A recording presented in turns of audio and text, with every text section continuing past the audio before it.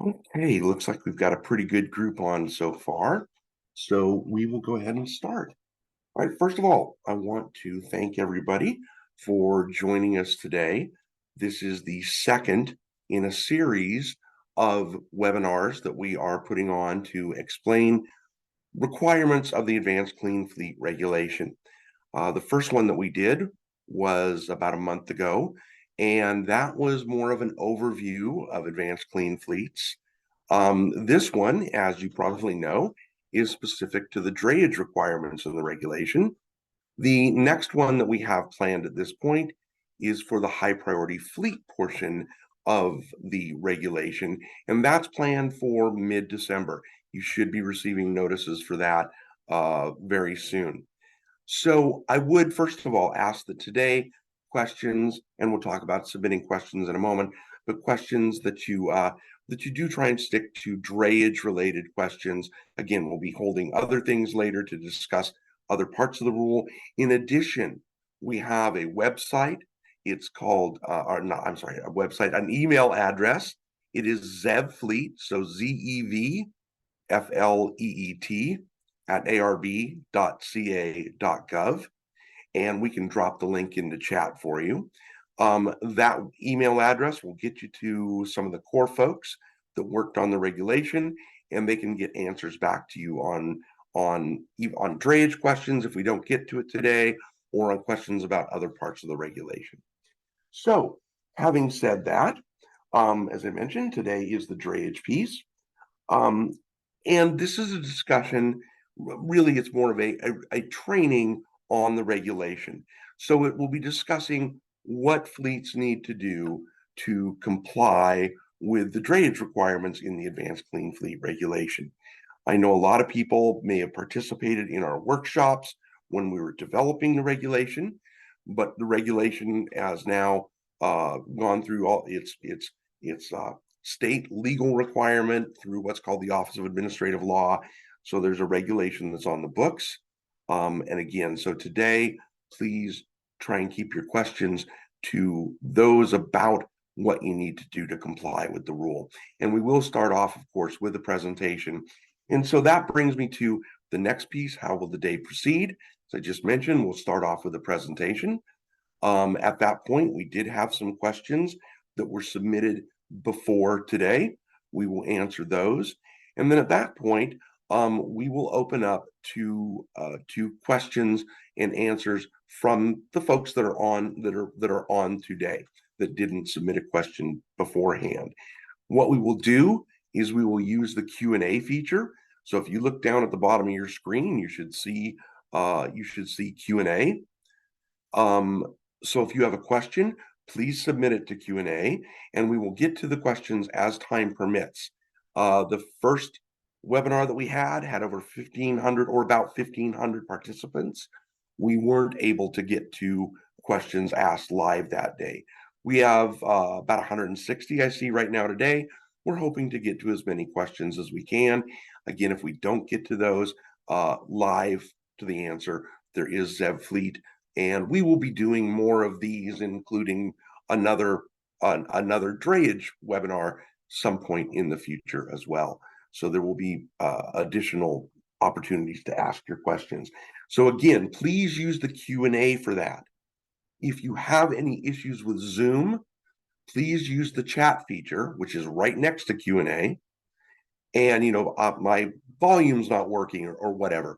Please submit any issues like that to chat.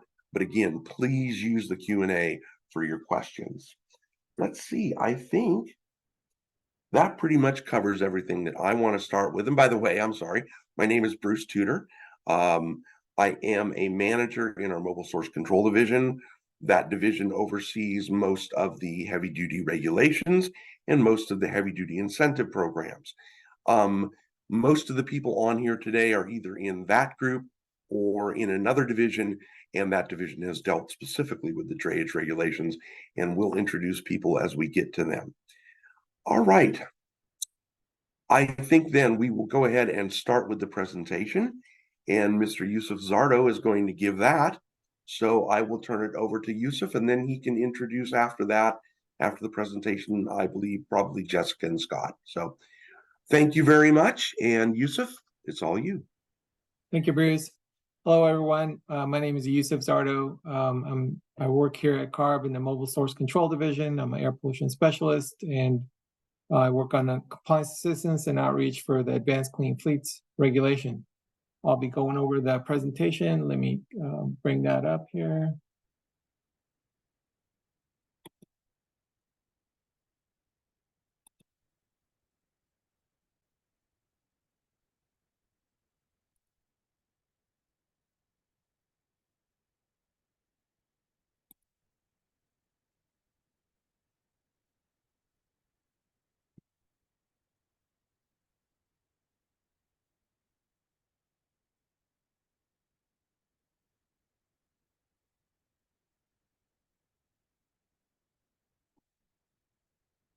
Okay, so hello everyone and welcome to today's Advanced Clean Fleet Drayage focused regulation training webinar. Today's webinar is designed to provide information on what is required to comply with the drayage component of the Advanced Clean Fleet regulation. We've been adding new tools and resources on our website that answer many common questions. In the presentation today, we'll show you where to access them. CARB's team is here to help you with your questions and to comply with the Advanced Clean Fleet regulation. We've allotted an hour and a half, so from 9 to 10:30 for this presentation, but may not take the entire time. This training is, as I mentioned, targeted at the drayage requirements and are planning upcoming webinars, as Bruce mentioned, for the high priority fleets portion of the Advanced Clean Fleet rule. We are recording the Zoom webinar and we'll be posting it once it goes through all the review process. So with that being said, let's go ahead and get started. So this is the format for today's webinar. We're going to run through the presentation by giving you an Advanced Clean Fleet overview, transitioning to the drayage requirements, then stop to go through the submitted questions during the registration time period. And then if time allows, we'll answer any Zoom Q&A questions that were submitted.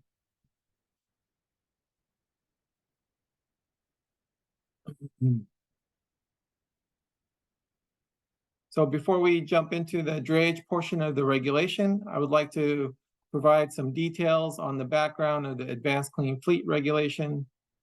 The Advanced Clean Fleet rule is the latest development in CARB's long history of setting increasingly stringent emission standards for mobile sources that needed to protect the public health and welfare of all Californians. By 2035, CARB's heavy-duty vehicle regulation are expected to introduce about 1.7 million commercial zero-emission vehicles into the state and result in over $26 billion of statewide health benefits. I wanted to give you a quick status update on the Advanced Clean Fleet regulation. As many of you know, the regulation was adopted by our board in April, and the Office of Administrative Law gave final approval at the end of September, making this regulation effective on October 1st, 2023. The board has taken many key steps to reduce medium and heavy-duty vehicle emissions. This slide reviews some of the measures to clean up heavy-duty vehicles. Zero-emission transition began with regulations on transit buses in 2018 and airport shuttles in 2019. In 2020 and 2021, the board adopted 3 major truck regulations. The Advanced Clean Trucks regulation will ensure the supply of new zero-emission trucks from major manufacturers. The heavy-duty omnibus regulation will reduce criteria pollutants and emissions from internal combustion engines sold in California. And the heavy-duty inspection and maintenance program, or Clean Truck Check, will ensure that combustion engines and their emission control systems are maintained and repaired timely. The Advanced Clean Fleets regulation, highlighted in the red box, Hi, Yusuf. Sorry, didn't mean to throw you off, but sometimes you're a little bit garbled. Maybe make sure that you're close to the microphone. That may be it. Thank Oh, you. okay, thanks. So the Advanced Clean Fleet Regulation highlighted in the red box is the next step to drive commercialization of zero-emission vehicles in fleets that are best suited to lead the way. Finally, last September, the board adopted the state implementation plan that includes the regulation in a new zero-emission truck measure, which emphasizes that more is still needed to achieve federal attainment standards. For the sake of time, we're not going to go into the details of all these rules today, but we have many resources on our website for them. Reducing air pollution is critical to protecting the health of Californians. Here are some inventory information.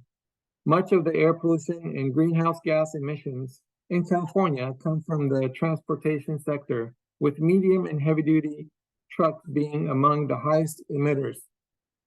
Trucks come in many different configurations and sizes, and there are nearly 2 million trucks operating in California. However, Class 7 and Class 8 tractors have a disproportionate share of the emissions burdening communities living near freight hubs. They account for about 12% of the total truck population, but they represent about 48% of the daily NOx emissions. We're often asked if there are any zero-emission vehicles available today, and yes, there are about 150 truck models available for order in all weight classes. The market is growing rapidly, partly due to the Advanced Clean Trucks regulation. If you're looking for more information on how to select and operate zero-emission vehicles, we have resources on our ZEV Truck Stop webpage. We also have Next Stop to Zero events, as well as CalFleet Advisor to assist you. We've touched briefly on zero-emission vehicles, but this training is really focused on the drayage requirements. Here are two good websites to help you find vehicle information. CARB's Hybrid Zero-Emission Truck and Bus Voucher Incentive Project, or HVIP, vehicle catalog is here on the left, and the Zero Emission Technology Inventory, or ZETI, on the right. You can explore different vehicle classes, body types, and manufacturers, as well as key information about capabilities like range. As I mentioned, more information on ZEV models can be found by visiting CARB's ZEV Truck Stop webpage. The Advanced Clean Trucks regulation ensures the supply of available zero-emission vehicles will continue to grow in the upcoming years. It requires manufacturers to sell zero-emission vehicles as a growing percentage of sales in all vehicle classes starting in 2024. 8 other states have joined California on the Advanced Clean Trucks regulation, with the most recent partners being Colorado and Maryland. Other states are actively considering the regulation. The board's resolution set zero-emission targets for future fleet requirements: 100% zero-emission drayage, last mile delivery, and public fleets by 2035. 100% zero-emission buses, utility fleets, and refuse trucks by 2040. And 100% zero emissions everywhere feasible by 2045. The Advanced Clean Fleets regulation has 4 main components which complement each other. On the manufacturers, as I mentioned, a 100% zero-emission vehicle sales requirement, and 3 fleet requirement categories on drayage trucks, state and local government fleets, and high-priority fleets. The regulation is phased in over the course of the next 2 decades, and all combustion-powered vehicles are guaranteed their full useful life. This transition will not happen overnight. Today, we will be focused on the drayage component of the Advanced Clean Fleet regulation. I'll now provide a summary of the drayage component of the Advanced Clean Fleet Regulation. So the drayage regulation requires drayage trucks, which are defined as in-use on-road Class 7 and Class 8 vehicles that operate on or off a California seaport or intermodal rail yard property that load, unload, or transport cargo, including empty containers and chassis, to begin transitioning to zero-emission trucks beginning in 2024, with full implementation by 2035. The 2035 full zero-emission compliance date aligns with the goals of the Governor's Heavy-Duty Zero-Emission Executive Order and other state, regional, air district, and local air quality planning efforts.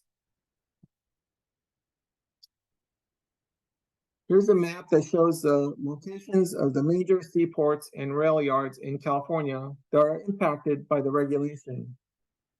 Remember, the regulation impacts drayage trucks transporting cargo or empty containers or chassis that originate from or is destined to any California seaport or intermodal rail yard property. Note that seaport means the property where marine and seaport terminals are located for the loading and unloading of waterborne commerce from ocean-going vessels, and intermodal rail yard means a facility owned or operated by a Class 1 railroad that receives both drayage trucks and locomotives.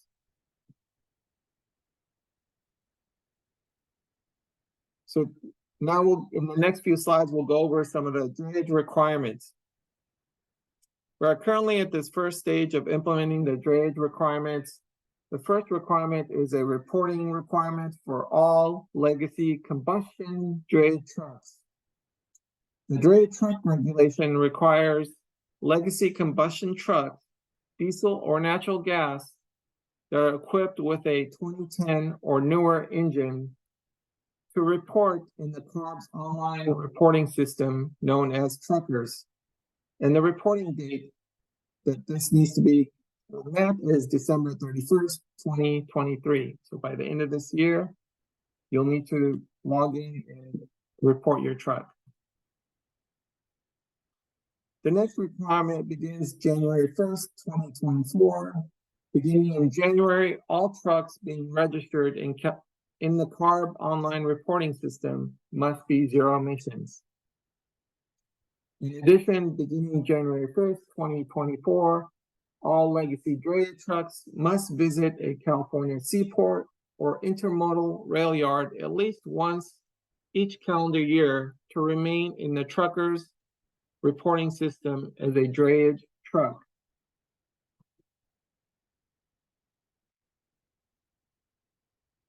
Beginning in 2025, CARB will be collecting mileage on all trucks that are 12 years and older.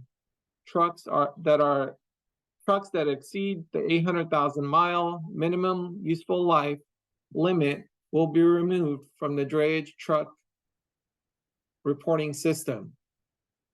Also, in 2025, CARB will be verifying the 1 visit per year requirement. The visit requirement will be verified by CARB using the truck visit reports submitted by seaports and rail yards. Finally, by 2035, all trucks servicing the ports and intermodal rail yards will be required to be zero-emission vehicles.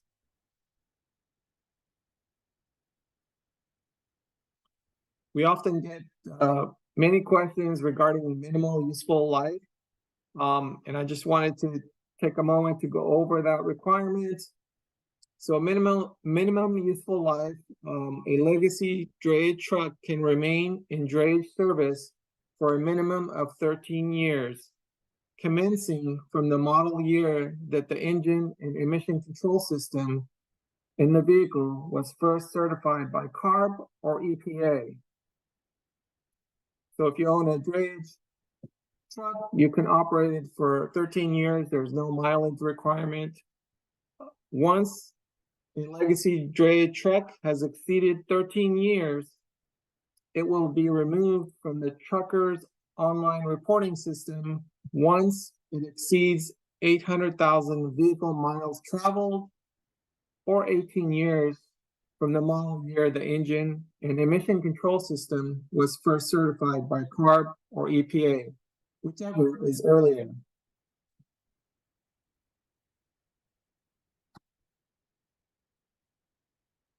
So dedicated use vehicles are exempt under the drayage requirements.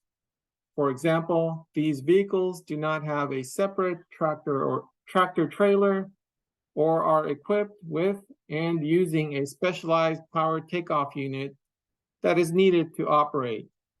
CARB is not providing formal exemptions or stickers for vehicles that are exempt from the drayage regulation.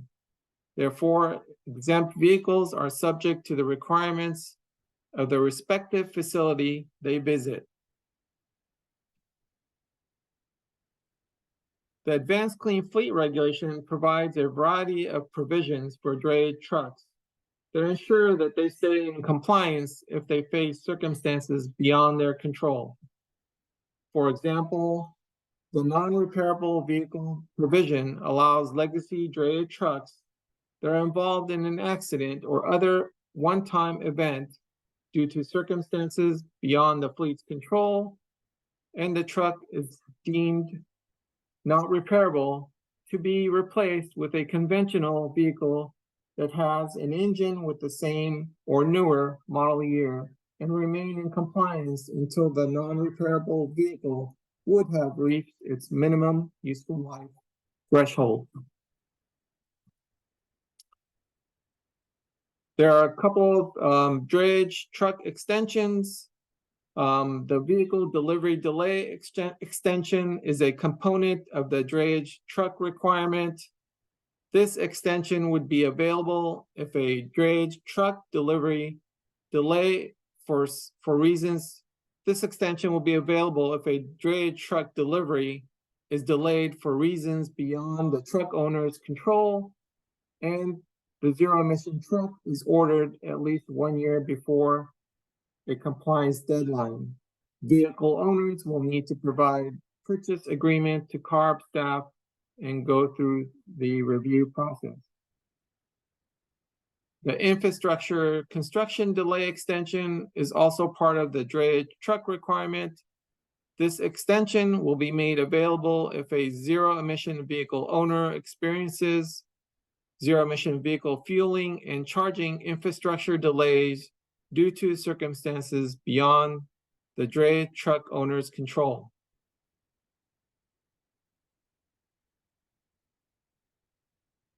As I mentioned earlier, legacy combustion powered drayage trucks need to be reported, and we are using CARB's online reporting database known as Truckers. Again, there are a few key upcoming dates. First, that all legacy combustion powered drayage trucks need to report by December 31st, 2023 to operate at the intermodal seaports and rail yards. After that, beginning January 1st, 2024, only zero emission trucks can be added to the truckers reporting system. The drayage component of the reporting system is currently online, and fleets can use existing usernames and passwords from the truckers database to log in. When you log in, when you open up the truckers reporting page, this is what you will see. As I mentioned, drayage trucks need to be reported using the truckers online reporting database. New users will need to create a new account. Existing users can use your existing usernames and passwords.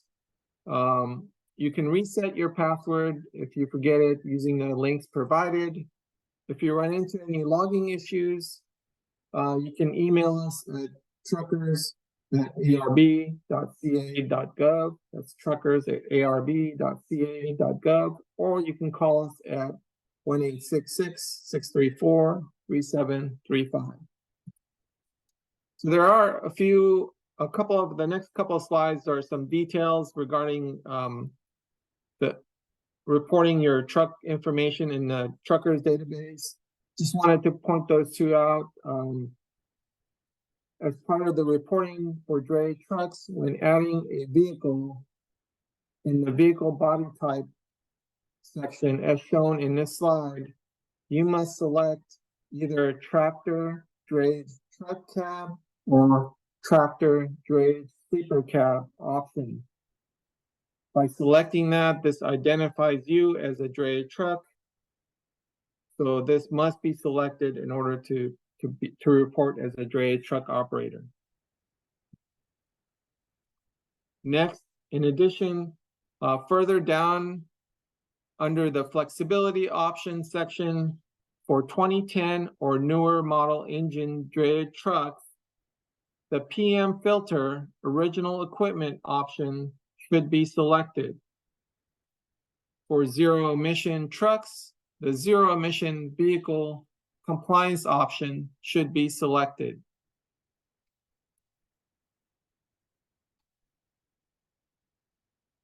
To assist in reporting, if your Drayage trucks were previously in the Amber Drayage truck registry system, those vehicles and fleet information has been migrated into new accounts in the truckers online reporting system. We sent emails to the primary contacts with instructions on how to access the new accounts. We set up a migration and reporting guide page to assist account holders with the new accounts. A link to that page is provided in this slide.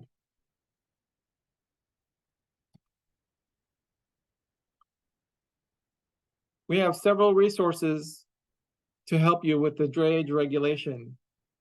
We have a fact sheet on our main Advanced Clean Fleet webpage. The fact sheet provides helpful information that can assist you with Drayage portion of the regulation. You can also find Drayage regulation language page on the main Advanced Clean Fleet webpage. In addition, if you have any Drayage or Advanced Clean Fleet questions, we've set up an email that you can email those questions to.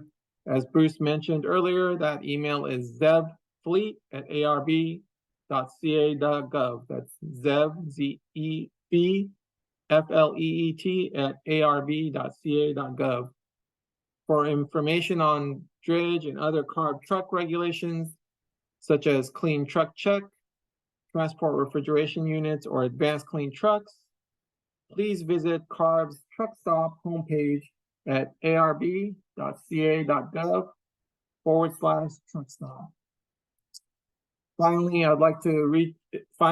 if you would like to reach us by phone, please contact us at 1-866-634-3735. This concludes the presentation portion of it. I'll hand it off to Scott to go over some of the submitted questions. And if there are any Q&A questions after that, we will review those. So Scott, I'll go ahead and hand it off to you. Sure. Good morning, everybody. My name is Scott Wall. I am the manager of the Drayage implementation section. So we are building the team that will be responsible for implementing the provisions of the Drayage portion of the Advanced Clean Fleets regulation. We did receive 4 questions in advance, and so I will quickly read those off and provide a response for those now. The first question was that we have tractors on order that are being delayed due to the MAX strike in 2024.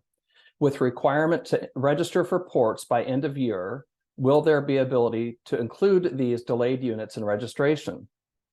The regulation requires that all legacy trucks need to be reported in truckers by December 31st, 2023.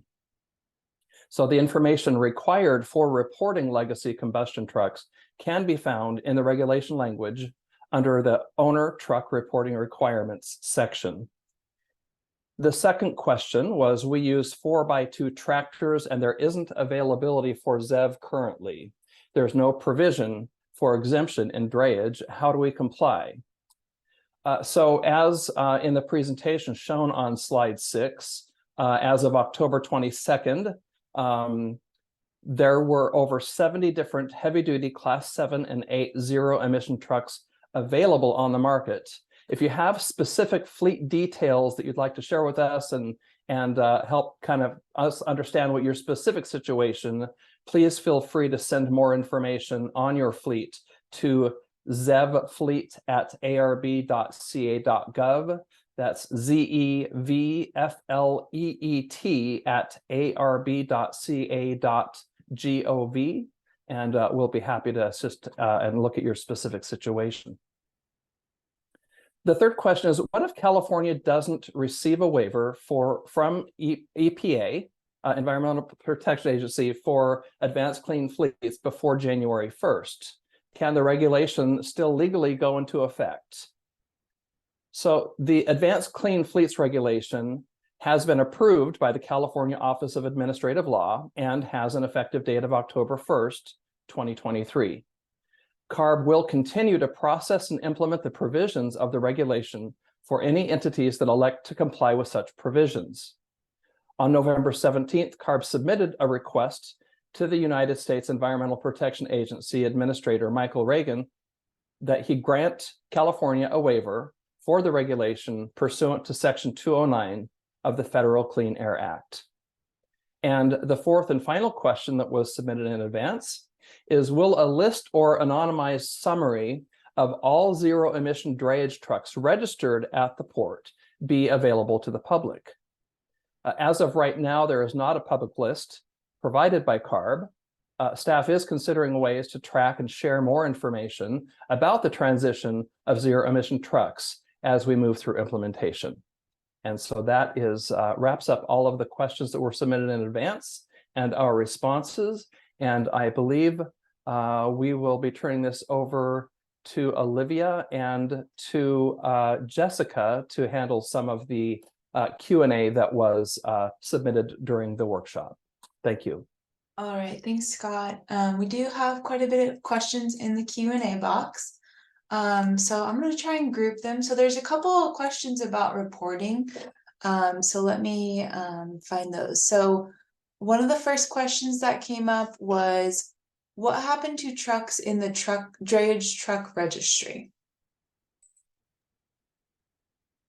Hey, good morning. My name is Jessica Johnston. I work on the drayage truck regulation component of the Advanced Clean Fleet. So I'm going to try to answer as many of these questions as we can today.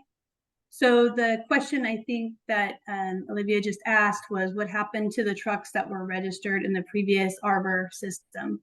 So we did migrate those trucks over into the new trucker system and set up new accounts, and then provided an email with instructions on how to access those accounts. So those went to the primary contacts in their Arbor account. So if you have any questions about that, then you can always email us at the zevfleet@arb.ca.gov to assist you, or you can call the hotline number for assistance there. We also provided a link to the guidance page on that migration process and how to get more information and to access your accounts. And that was in one of the slides as well. We will be providing a copy of the presentation. So thanks, right, Olivia. Okay, so the next question related to reporting was, how does CARB determine which vehicles are registered into drayage operations? So when you report or register your truck in Truckers, it identifies them when you select tractor, drayage day cab, or tractor, drayage sleeper cab. And then they're identified as a drayage truck. So we did have one slide that showed that drop down in the registration system. And that's important that you select that as well. All right, another reporting question. What was the definition of certification date? The data added to truckers?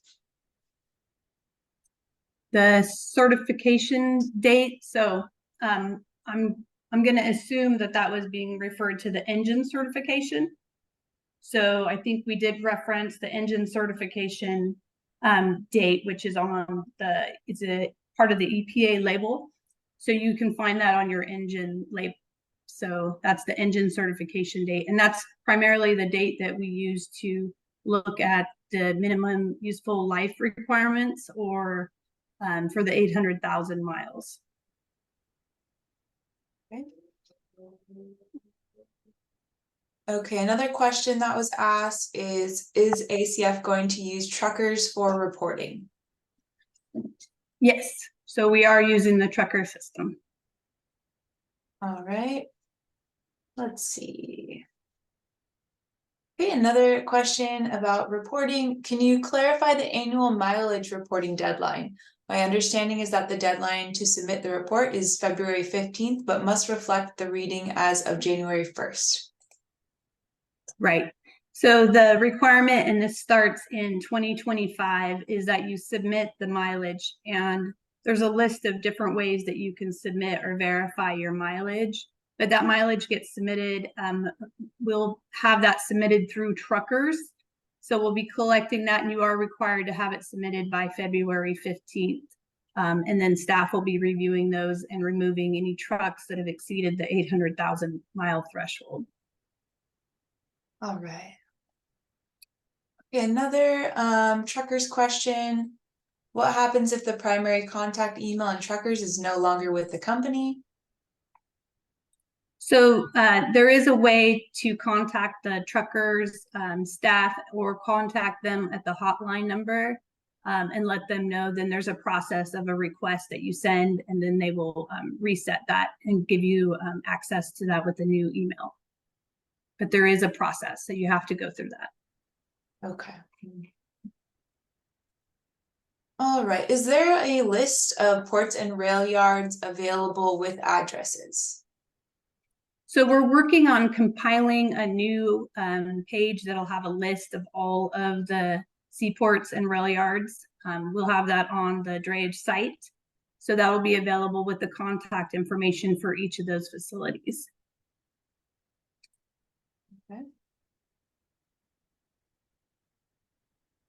When is the mass update feature going to be fixed on the truckers website? So I didn't realize there was any issue with the mass update, but I can check into that. And if you want to send an email over to the ZEV fleet, we can get you an answer for that. No problem. Okay. Okay.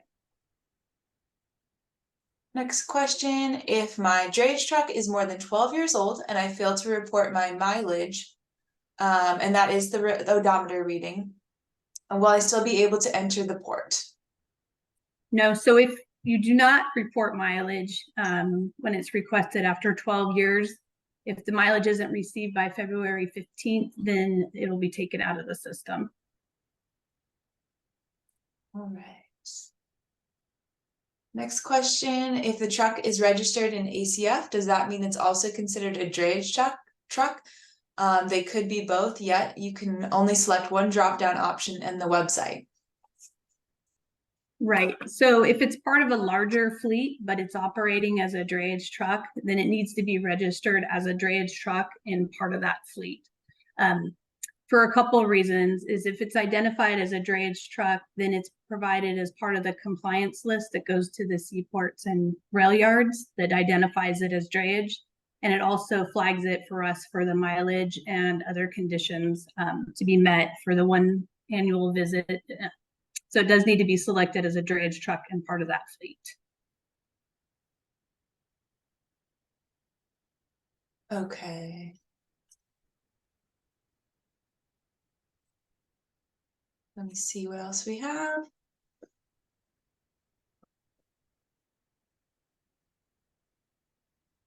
Okay, one question that was asked is, will LNG trucks receive a certificate?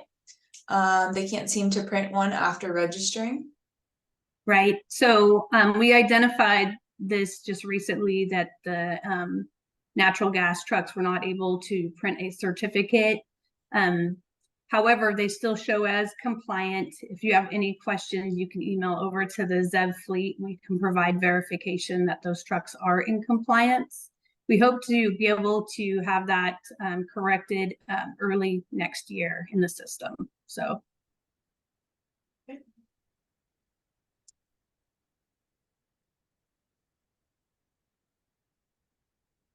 Okay. One question was, if we are a fuel provider, do we need an emitter?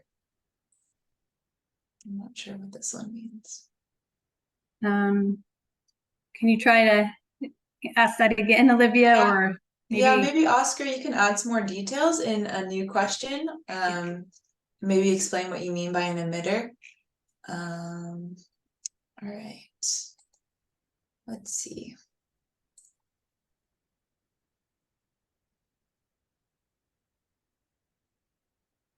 Okay, is there overlap between drayage trucks and high priority fleets? In other words, can a fleet owner with a drayage truck also have to follow the high priority fleet requirements? Right, so I'm going to turn that around a little bit. So if a drayage fleet also has greater than 50 trucks or 50 million in revenue, they're subject to the high priority fleet requirements as well. But under the high priority fleet requirements, you are allowed to count the drayage trucks that you're transitioning toward zero as part of those requirements. So yes, it is possible for a fleet to be entirely drayage and be under high priority fleet, or to be a high priority fleet with just a subset of their trucks in the drayage, doing drayage work. Okay, great. All right.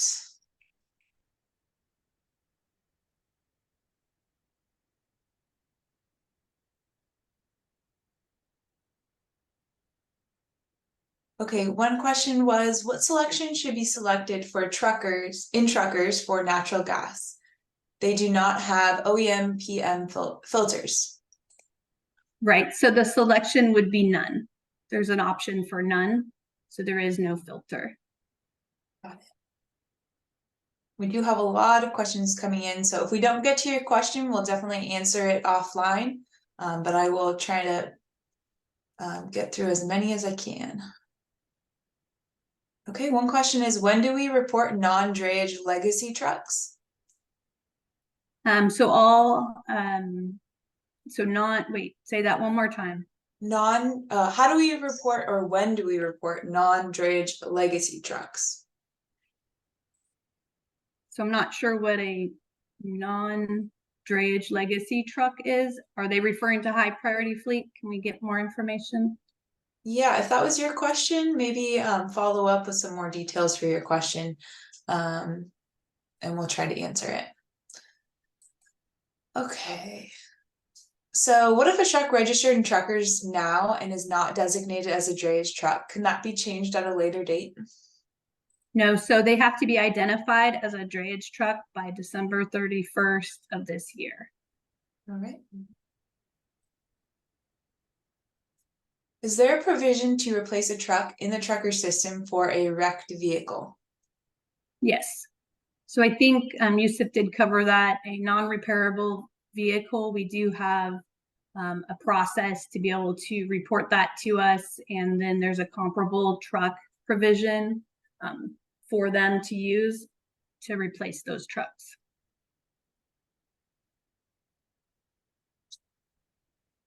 Okay.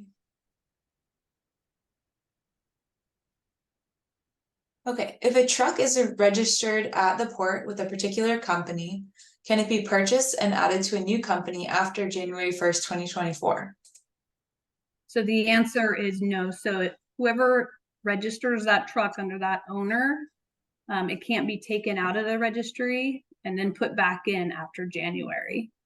So essentially the registration for legacy trucks is closed after December 31st.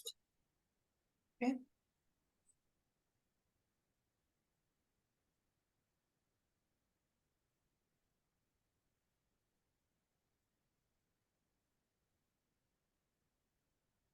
Okay, how will drayage trucks be counted towards ACF compliance in a mixed fleet? I think you might have already answered that one, but Yeah, that's okay. We can answer it again. It's an important question. So if you have a fleet that's subject to the high priority fleet requirements of 50 or more trucks or 50 million or more in revenue, then you can count your drayage trucks that you've transitioned towards zero toward your high priority fleet requirements. what is the difference between freight and drayage? There's a definite definition we have as outlined in the regulation for drayage. There's some overlap with freight.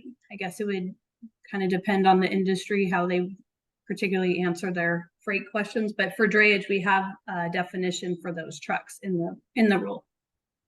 All right, great.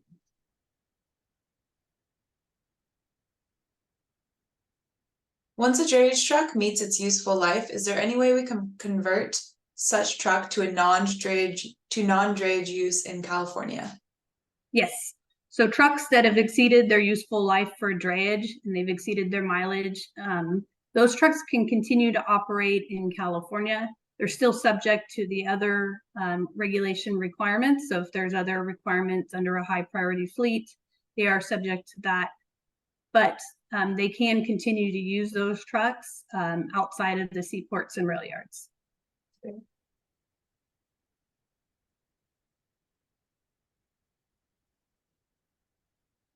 Okay.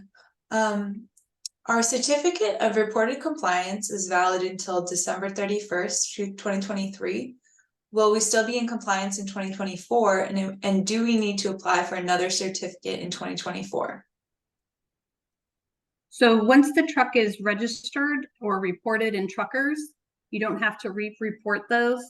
They are in compliance until they're subject to the useful life provisions. And or if they don't meet the annual visit requirement. So those are the other two things that would take the truck out of the drayage truck reporting system. Right. Okay, if a vehicle isn't reported by 12/31, is there a way to add it after this date? So the answer is no. After January 1st of this year, they will only allow the zero emission vehicles to be added to the drayage truck reporting system. All right.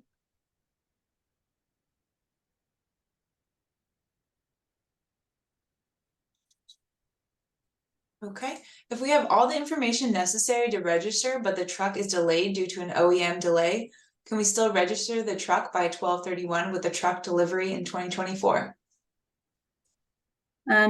Technically, you would be able to go ahead and report that truck.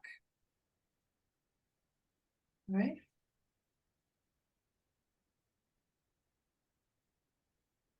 If we identify trucks as drayage by the end of the year, but we aren't able to visit the port one time, will the truck automatically become a non-drayage truck that can still operate in California?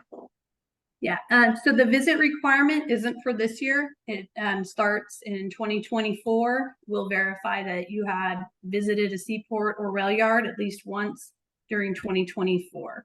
So the visit requirement isn't for this year. All right.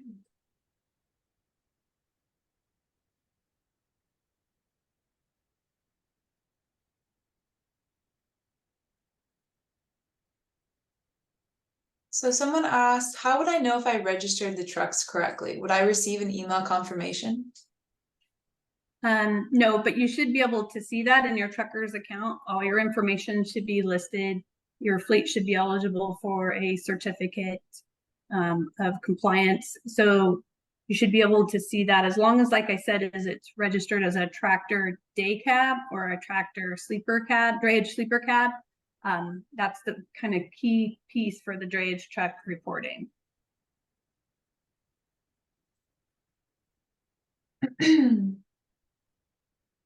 Okay, so we had a clarification on one of our earlier questions. They asked if they are a fuel provider, do we need the responder tracker that shows the emission level? Okay, well, I'm going to address this as the kind of the fuel delivery trucks. So we did cover this a little bit in the presentation, is that fuel delivery trucks are exempt under the rule. So it's fuel delivery, the auto carrier, some of the trucks that are using a power takeoff unit, concrete mixers. So we provided several examples. So those trucks are exempt from the regulation. We are not providing a formal exemption for those. However, they can go to their respective seaport or rail yard. It's to determine that they're not part of the drayage rule. So as far as the responder, those are something that's issued by the seaports and or rail yards. So that's something they would have to ask of them. Okay. Okay, I think this one was already asked, but now I'm losing track. So if they were registered in truckers as a drayage truck, is there a way to change that status at a later date? We already asked that.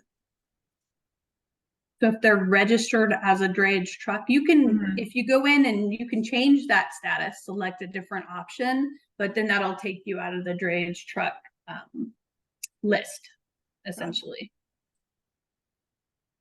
Okay. If a truck has a PTO and visits the seaport, does it need to be registered in the online system? So those trucks are exempt, so it would not need to be registered, but they would be subject to whatever requirements of the respective seaport and or rail yard. Okay. And it does need to be actively using that power takeoff unit. So it is needed for the operation. That's what qualifies it as being exempt. All right.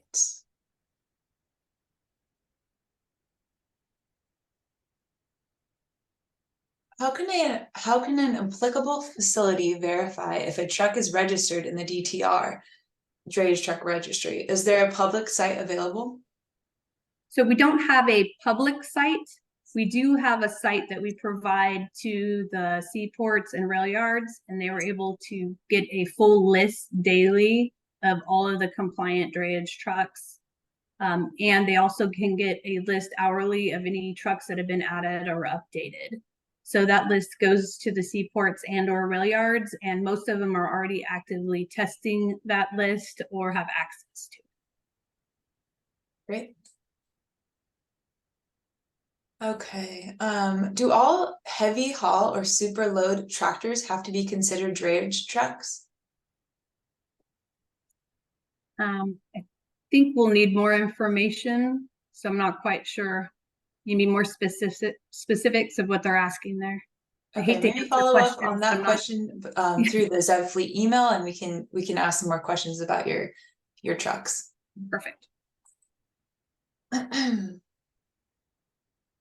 Okay, when registering a truck in Truckers, does the owner have to create its own login account, or can it be registered with the company that will be doing the drayage for?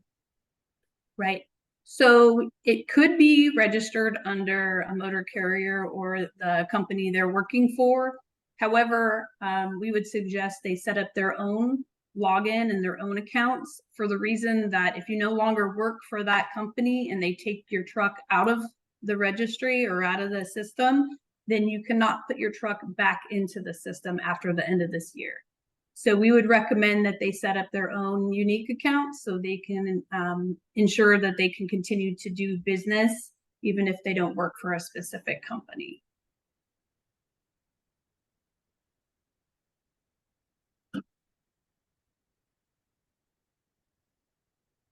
Okay, let's see.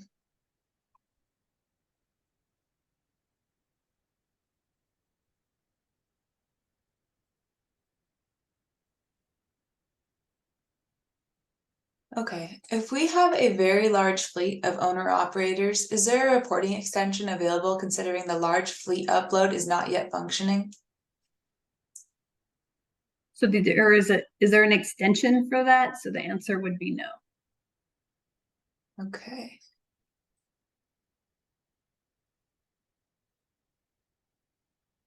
Okay, so someone is asking, so if they need to comply with high priority and the drayage truck requirements, is there a way to register the same truck and truckers for both? I'm not sure if you had one account and that truck was in that account, you can only register it as one or the other. So in the drop-down list, you would just be selecting drayage, or you'd be selecting one of the other options. So it would not be able to be registered as two different types of trucks. Okay. If there's something specific on that that's, you know, unclear, you can email the ZEV fleet and we could try to answer that. If there's some specific case scenario, we're happy to answer those there.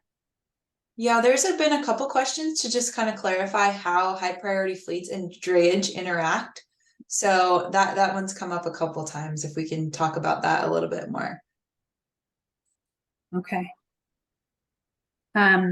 So you were asking me to talk about that in general again? Yeah, so it sounds like you don't need to comply with both for one truck.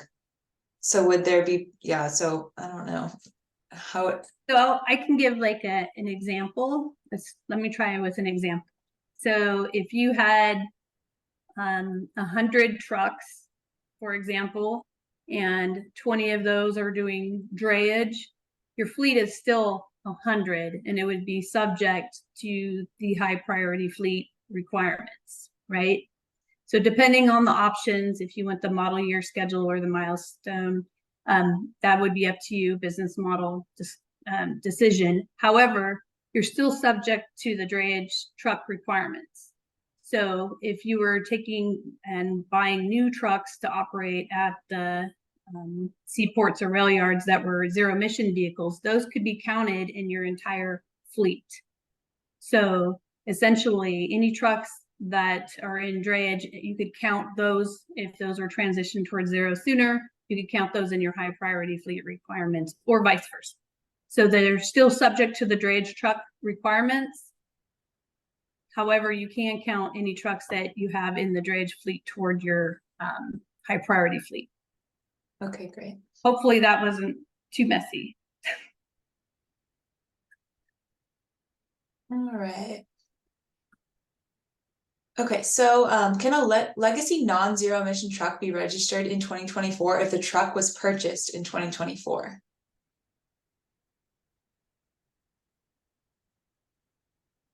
A legacy non-zero. So that would be, so all legacy trucks that are combustion trucks, whether that's natural gas or diesel, they have to be reported and are registered in truckers by December 31st of this year. All right, great. So in 2024, they would not be allowed to report. Okay. Okay, I'm gonna hand it off to Bruce now to read some of the other questions that have come in. And if you haven't got your question answered, we'll do our best to answer it by typing it out as well. So Bruce, do you want to take over at this time? Sure, Olivia. Let me just get into the questions here. I'm sorry, hold on just 1 second.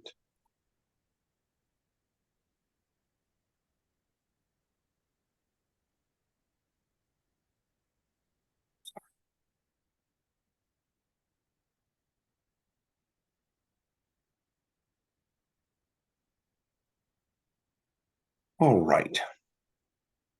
Now that I'm in there. All right. Let me see. So, and Jessica, I'm not sure if this is one that we can answer or not, but I'm going to throw it out there. If we are a fuel delivery company, are we required to have an RFID tag? That would really be up to the port, correct? That's correct. Yeah.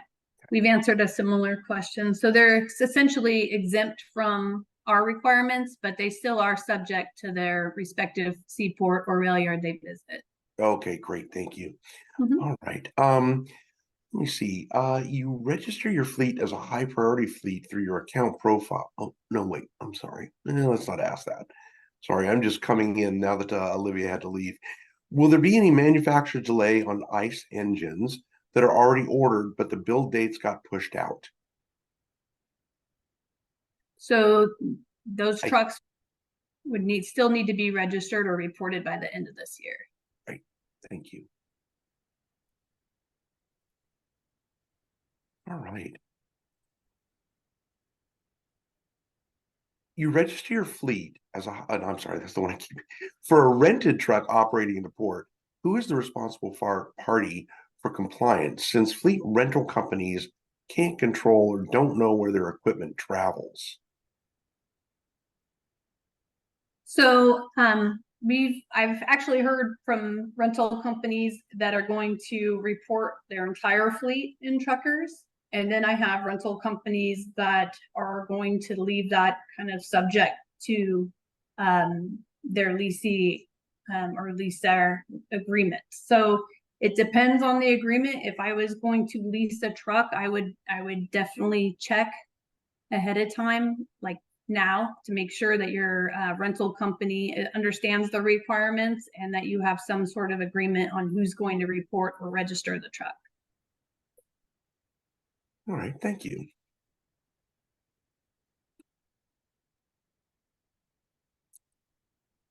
Will CARB be providing a list of VINs that have been entered, or I'm sorry, that have entered a port or rail yard in 2024, monthly or quarterly? This would help confirm a fleet's tracking measures and processes. So I had not heard any request for that. So I'll take a note and we can discuss that if that's something that we think, could be valuable for the stakeholders. So. All right, thank you.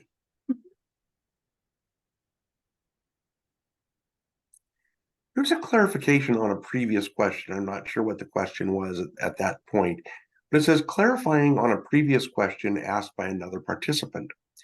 If we have the necessary information to register a diesel truck before 12/31, but the truck delivery is delayed, can we still register the truck by 12/31, even if it is not delivered, or even if it is delivered in 2024? So I'm guessing if they already have the VINs and all of that applicable information. Yeah, so technically they would be able to report that truck in the system by 12/31. The list of all the information that's required is in the regulation, or you can see it as you go into truckers to report it. Okay. Let's see.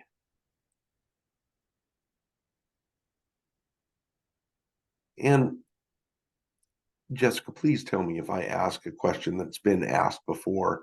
I see some that look similar to what I've heard answered already, but let's see. I don't think I heard this one. Oops, just disappeared. I could be wrong. But can you keep your drayage fleet and non-drayage AC? Sorry, it keeps moving on me.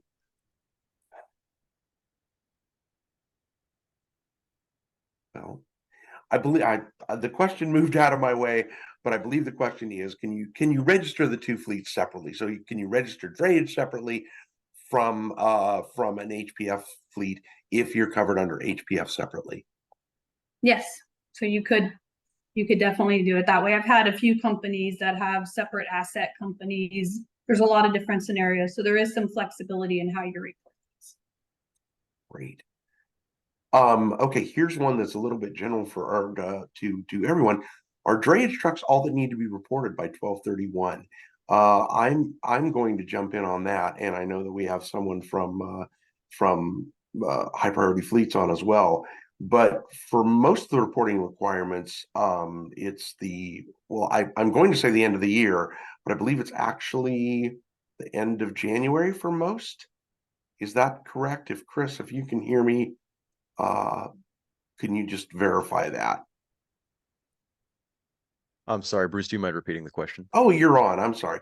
What is the reporting deadline for sections of the regulation other than drayage? The end of January? Yeah. So for high priority fleets or fleets subject to high priority fleets, the reporting deadline is February 1st of 2024, with the reporting occurring in the month of January. Unlikely that anyone on here is a state or local government fleet, but in case you are, the reporting deadline for state and local government fleets is to report by April 1st of 2024, with the reporting in month of March. All right, thank you.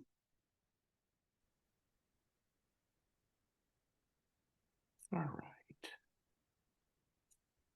All right, let's try this one. For a truck that is registered and kept in another state, but occasionally picks up containers from the port.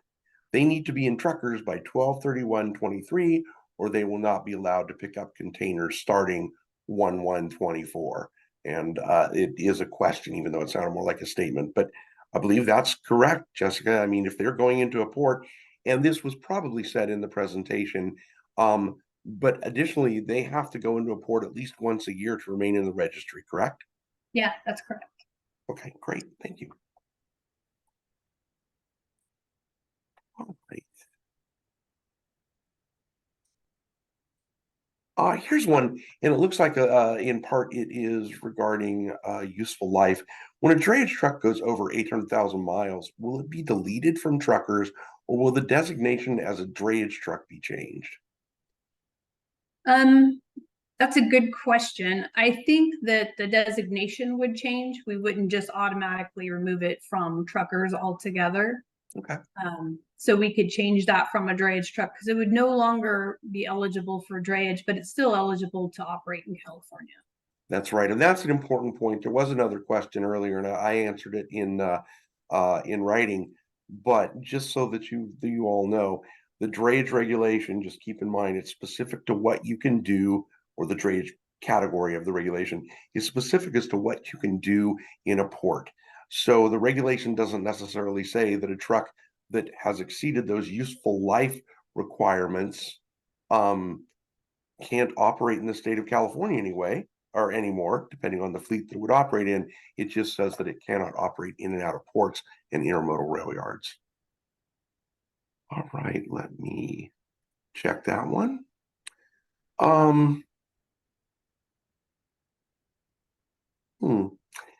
You know, I'm going to throw this one in. I'm not really sure it's drayage related. And again, please, please do remember that we will have high priority fleet specific discussions in the future. Although this one might be, but we have been having issues registering off-road trucks in truckers. So I'm assuming that they mean such things as yard goats. The system will not accept a serial number, only a VIN. Off-road trucks don't usually have a VIN. Anybody have an answer to that? Chris, and I'm kind of thinking that if they don't have a VIN, that it doesn't have an on-road engine in it, would that still be covered potentially under HPF? And I'm going to ask Chris if he knows that. Yeah, off-road yard tractors are explicitly included in HPF and for state and local governments. And I'm not sure about drayage, but if you have issues reporting a vehicle, you need to email truckers@arb.ca.gov. They may be able to put the serial number into our acceptable VIN list in the back end, so that way the vehicles can be entered. Okay, and that is regardless of I know that some vehicles, and we encounter this a lot in truck and bus, had were considered off-road, but they really had on-road engines. So with yard trucks, as you said, Chris, we consider that specifically in the regulation. So it's regardless of what engine type they might have. Correct? That's correct, yes. Thank you. All right.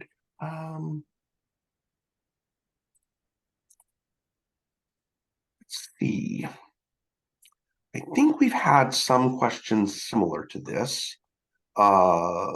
But this is a pretty new question. If a truck is registered with a particular company, can it still move freight for a different company out of the ports of LA and Long Beach? So we don't provide any backside information like of the company. We just provide a VIN and a license plate and the state of issuance of a compliant list of drayage trucks. So we're only verifying compliance. So the answer is yes. That is, as far as on our side, we don't differentiate by company. So what the ports and the rail yards see is just a compliant list of trucks by VIN and license plate. So if the vehicle is registered as a drayage truck, that's all we look at. That's correct. Thank you. All right. I believe this is a follow-up to a question that we answered a couple minutes ago. As I recall, the question was, would we be removing drayage trucks from the registry or just changing their classification. This one says, will we notify them when removed? I'm assuming that that is what the question is referring to. So if someone's classification is changed in truckers, will they get a notification? Yeah, we'll set out a notification requesting the mileage is being requested. And then we'll likely be sending out information that, you know, if it has exceeded the mileage, we'll notify them as well. So make sure that your contact information is up to date. Oh, and somebody pointed out something really valuable, and this is I'm really glad they pointed this out. Even though we're talking about advanced clean fleets here today, it is good to make sure that we don't confuse other regulations in this. This was pointed out that the clean truck check, which we won't go into today. If you don't know about that, you probably want to look at it on our Carb Truck Stop website. It's basically a smog check program for trucks that everybody is subject to. But it was pointed out that the reporting deadline for that is also 12/31/23. So when we gave those other reporting deadlines earlier, that was specific to those specific categories in the ACF regulation. All right. Let's see. Will the visit information from the seaports and rail yards be available on truckers for our company to review, or I'm sorry, to verify and review? So that was a question that came up earlier about a list of VINs Okay. being available. So I'll take it back to staff. We can see if that's something that's valuable for us to provide as well. We will only get a list of complete VINs from the seaports and rail yards annually. So we get that report from them one time per year. That might be something that we can provide some transparency on and provide a list, updated list, but we'll consider it. Thank you. Okay. And I think I still have some questions that are showing that may have been answered. So I'm going to skip down closer to the very new questions that have come in. Here's one that came in. What if they are, I'm sorry. Yes. What if they are removed because they didn't enter the port annually? I'm not sure what the context of the question might be. I'm going to take a stab at it for poor Jessica because she's had to answer so many. If they're removed because they didn't enter the port annually and they're actually out of the registry, but they want to go back into ports, then they would have to re-register again. And at that point, it would most likely need to be a zero emission vehicle if it's after the end of this year. If the question is more applicable to, sorry, something just jumped up in my way. If the question is more applicable to, will they get a notification if they are removed? I think we just answered that a moment ago as to, again, whether we would be notifying people. So if there's a clarification you'd like, April, let us know. All right.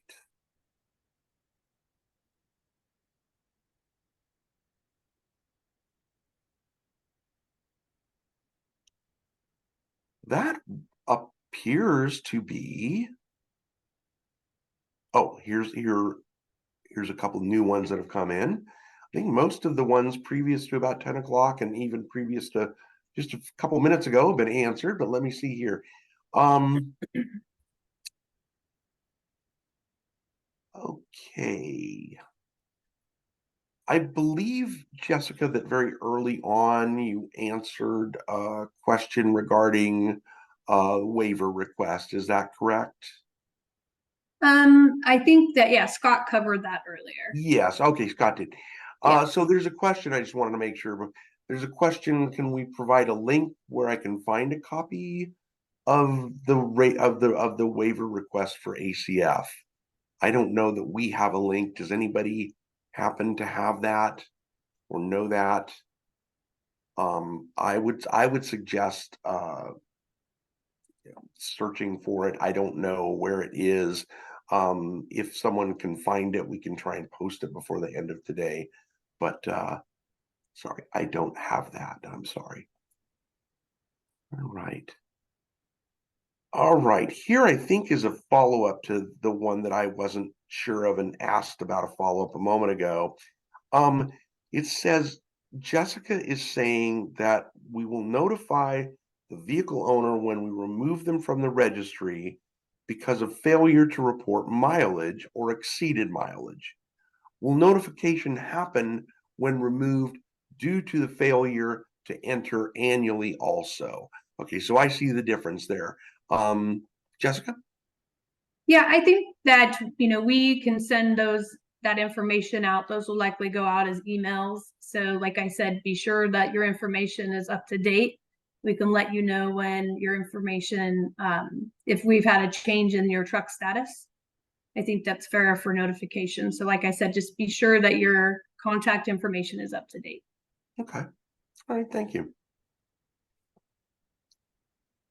All right. I do not see, and if anybody wants to look at the question list and sees one that maybe hasn't been answered, but I don't see anything that has come in. Oh, we do keep getting some questions. Okay, great. Let me see. Has a date been set for when the trucks will be kicked out once they reach their useful life? And Jessica, I believe that is at the end of the year in which they reach their useful life. Is that correct? So if it's 2029 and somewhere in the year 2029 they reach the end of their useful life, whether it be 800,000 or 18 years, then it wouldn't be until the end of that year that they would be removed from the drayage registry. Is that correct? So in January up until February, we request that mileage verification. Then staff will review that. If we review those and they've exceeded the useful life, I believe we have till the end of March, and then we remove those. So we have a time frame on staff to have those reviewed and removed by the end of March for that year. And Great. I'll add on there for the high priority fleets portion of the regulation, it's written a little bit differently, where if the vehicle reaches its mileage in the middle of the year, we give them till the end of the year, so the next January 1st. But it is different for drayage vehicles, as Jessica just mentioned. All right. Okay, so that is what I had picked up. So drayage, I'm sorry, drayage, Jessica. My goodness. Jessica, let me ask then, if I understood correctly, just a little further clarification. Part of it's for me as well. So you said that that staff will review in March mileage and so forth. What if someone reaches the end of their useful life in May or June? Then they won't be reporting that until the next year. Is that correct? That's correct. Okay. Okay. All right. Thank you. Yeah. All right. This one might be, and we do have Chris on, so he may be able to help a little bit here. Although I think this might be something that needs to be answered through the truckers staff. But Chris, this is the question. Chris, this is an important clarification. If I can't enter in some type of license plate data, then how can I register it in truckers? License plates are not immediately issued upon registration.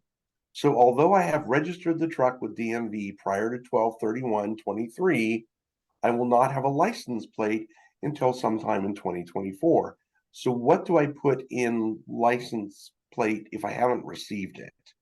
And so Jessica, I had previously answered Matt's question regarding if DMV registration is necessary to be considered a legacy truck. I said that DMV registration doesn't really have any bearing on that per the regulation language. However, he followed up with asking about reporting and if you don't have a license plate because the vehicle's not registered. So I pointed him to the regulation language. It has everything that's required to be reported in the regulation language. And so I'm not sure how to answer that question if they don't have a license plate, but they have everything else. So maybe you could take that one. Okay. Thanks, Chris. Yeah, you can always email that question over to Zev Fleet. I can get an answer for you. I don't have an answer for that right now. I'd have to check in with the trucker staff on how they're accommodating that in the system. And I guess are we accommodating that at all? I don't know how they currently deal with that. So I'd have to check in with the trucker staff first. and Okay. and I don't know, although I would assume that it's the same as with light duty vehicles. You do get a temporary registration and a temporary license plate. So I'm thinking that it's possible that they would accept that temporary license plate, but it sounds like we need to check a little further. Thank you, Jessica. Because that's not a new issue. So I'm Right. sure that the trucker staff have seen that already. So Right. we'd have to check in with them on what they expect to see there. Okay. All right. Let's see. Here's another one, and I may not know one of the abbreviations that they use, but if an owner operator registers as drayage, can a MC, I'm assuming motor carrier, still register under our fleet account as a sleeper truck? So it sounds like a dual Yeah. registration where the owner operator has registered and then the motor carrier has also registered. Yeah. And I know that currently the system will allow for that. However, as we move into next year, we're going to work on, looking at any duplicate trucks in the system. So we'll be cleaning up some of those if we see them that are duplications. So if that's why we recommend that the owner register them if they are not Right. going to continue to work with that company in the long term. Right. Yeah. Right. Okay. All right. All right. And everybody, well, there's a couple other questions. We are almost at the end of time today. So I'm going to ask one or two more questions and then do just a very quick wrap up. So let's see. Oh, here's one, and I can answer this. How do you find the engine family info to register in truckers? Somewhere on the engine, probably on the block, it should be somewhere permanent. You will find an engine family label, and that label by law has to be on it has to be present and visible, and so that's where you can find that information.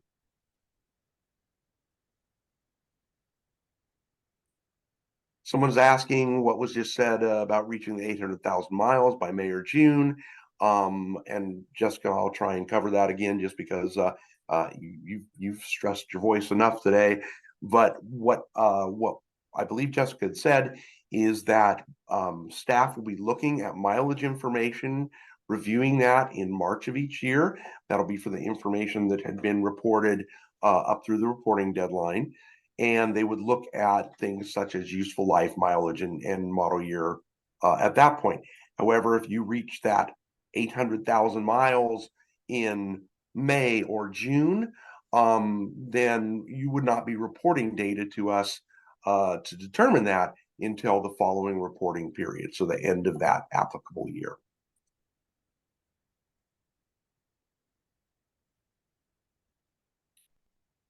All right, and I see that someone is typing in an answer to about the last question.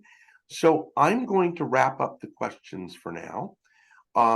Again, I think it was mentioned, in fact, I mentioned very early that if you do have additional questions or if we didn't get to your questions today, that you can email, and I see it's actually been dropped into chat, zevfleet@arb.ca.gov. Another great place for information is our truck stop website. I'm not even going to put the link up. It's probably here, probably on one of the slides, but the easiest way to find it is just search for CARB Truck Stop. That is a good portal to a number of the regulations, including ACF. You can get straight to the rule. There's other information there that will lead you to the fact sheets that are specific maybe to drayage or to high priority fleet or whatever. There's a lot of good information there. So I suggest looking there even if you don't have a question. So as I said, I do want to wrap up. I do apologize for the slides not having been posted first or before the presentation. We will be posting them after the presentation. We don't have a link to post them. Again, that will we'll make sure that are future presentations, that they are posted. That's typical, but it was an oversight. And again, I do apologize for that. Additionally, today we were not providing this in a translated form. However, what we will do is we will translate this. We'll translate the presentation into Spanish, and I know that the presentation is not as helpful without the spoken part of it. So we'll basically translate that too, and we'll post online a new translated version, including the spoken part into Spanish. All right. Okay. Hold on just a moment.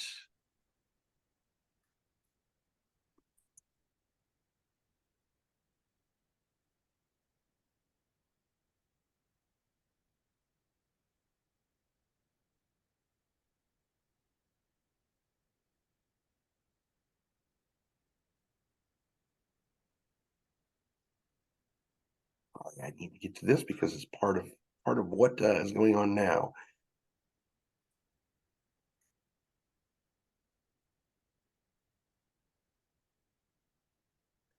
All right.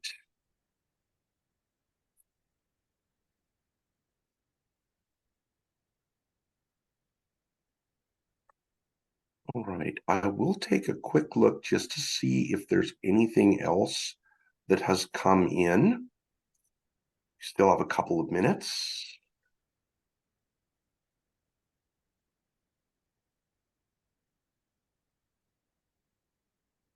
I did want to just add, Bruce, since we have an opportunity, and let everybody know, we will be down in the Port of Long Beach. Thank you.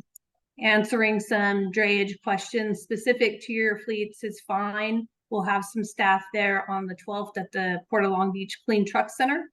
So please feel free to come by, ask us questions. We can help you find your engine model year if we need to. So we're going to make ourselves available as long as the weather holds out for that day. So it's Tuesday the 12th. If we don't get rained on down there, then we will be there. So I just want to add that. So if you want to share that information, you can send the fleets or the truck owners over there. We're happy to answer any questions there as well. So thank you. And that is a really, really good plug for that event. I appreciate that. We were down there about a month ago.